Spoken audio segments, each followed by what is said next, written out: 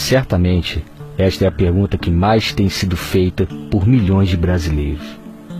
A resposta é: porque os 3 pilares que sustentam uma intervenção constitucional estão locados fora de seus eixos. Além de muitos enxergarem a intervenção constitucional como golpe militar, e há um abismo de distância entre um e outro, há um segundo erro gravíssimo de interpretação pela grande maioria das pessoas, adeptas ou não à intervenção, em especial os intervencionistas, a saber, a intervenção constitucional pretendida não é feita pelo comando das Forças Armadas, e sim pelo povo.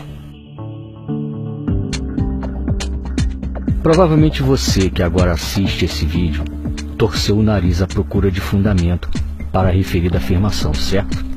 Bem, este mecanismo, de forma bastante didática, será elucidado agora.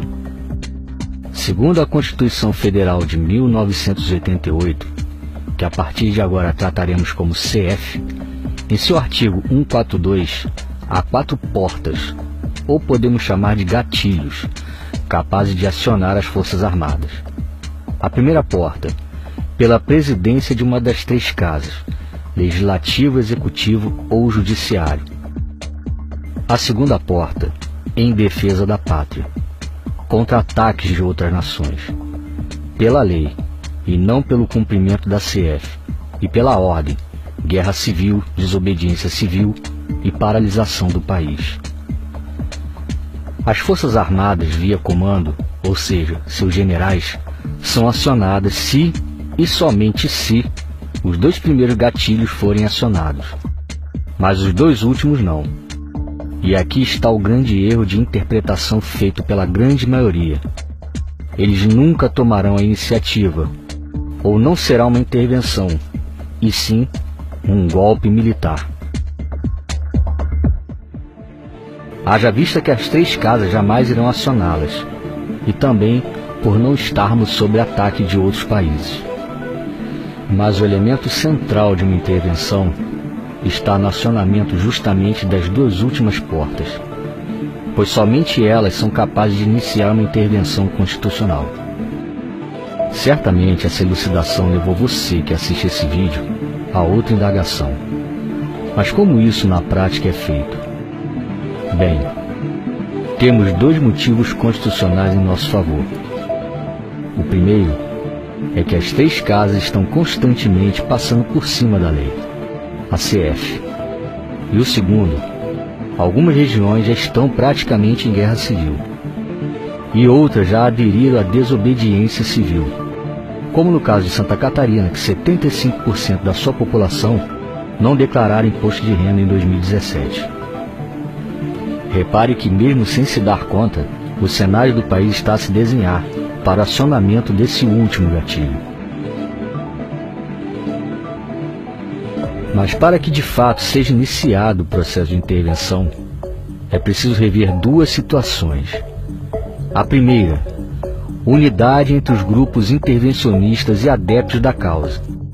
Isso envolve grupos de direita, os anticomunistas e principalmente o povo de bem. A segunda, organização e liderança para que os grupos ajam de forma consciente, simultânea e principalmente com a massa da população como endossatária. Há inúmeros grupos e adeptos à intervenção constitucional atuante no país, e fora dele também. Mas há também 2 outros elementos capazes de enfraquecer cada vez mais a ideia de uma intervenção. O primeiro é o ego. No meio deles, todos querem fazer à sua maneira, de forma fragmentada. E o segundo é a falta de capitaneamento dos referidos. Além de não entenderem o mecanismo da intervenção, intitulam vários líderes a liderar um único grupo. Com isso, restam evidentes alguns problemas à grande massa da população. Vendem a imagem errada sobre a intervenção, demonstram desorganização e principalmente demonstram-se, mesmo que sem saber, como grupos anêmicos, sem força.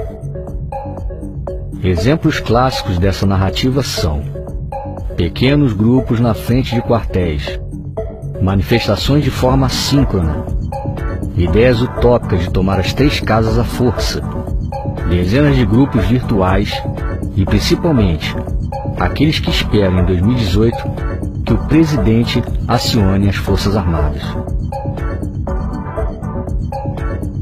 Infelizmente, a falta de cultura e a falta de esclarecimento do povo são nítidos em nosso país. E tudo o que se passou na história do período militar é distorcido, para que assim a história fictícia contada pela esquerda comuna vá de encontro aos seus próprios interesses, a de perpetuar-se à frente do comando do país. Com base nisso, a grande mídia, a maioria dos artistas pseudo-intelectuais, parte dos professores e afins, que são adeptos ao socialismo e comunismo, ou têm interesses financeiros, vendem a imagem distorcida do período militar no Brasil, que foi de 64 a 85. A forma como a Rede Globo tem narrado a história do período militar em sua minissérie é um exemplo cabal dessa afirmação. Covardemente, vendem a ideia de cerceamento da liberdade de imprensa, de maus tratos à população de bem, e principalmente de supostas torturas de presos políticos, e omitem informações sobre economia, desemprego, saúde, segurança e família. O cerceamento que houve no período militar foi acerca da grande mídia comunista. Não se podiam transmitir novelas com cena de sexo. Também eram proibidas letras de música que faziam apologia a drogas, à prostituição, ao comunismo e a outras obscenidades. Quanto aos maus tratos e supostas torturas, diferentemente dos dias atuais, os bandidos eram tratados como bandidos, não possuíam bolsa presidiário e direitos humanos.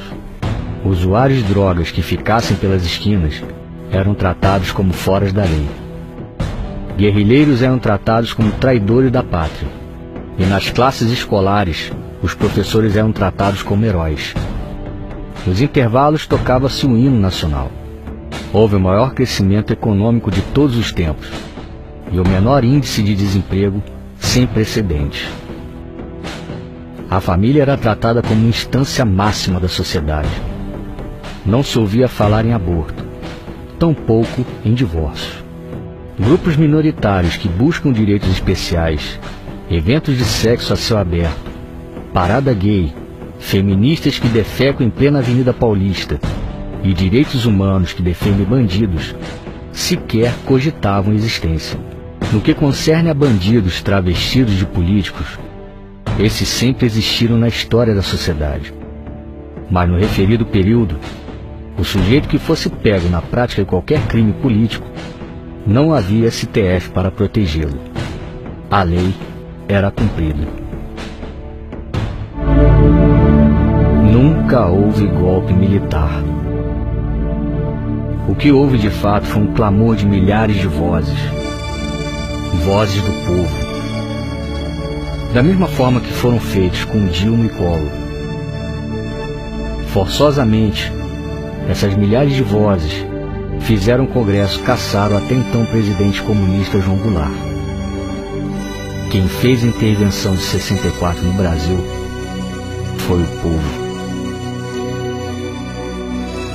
Artigo 1º da Constituição Federal. Todo o poder emana do povo.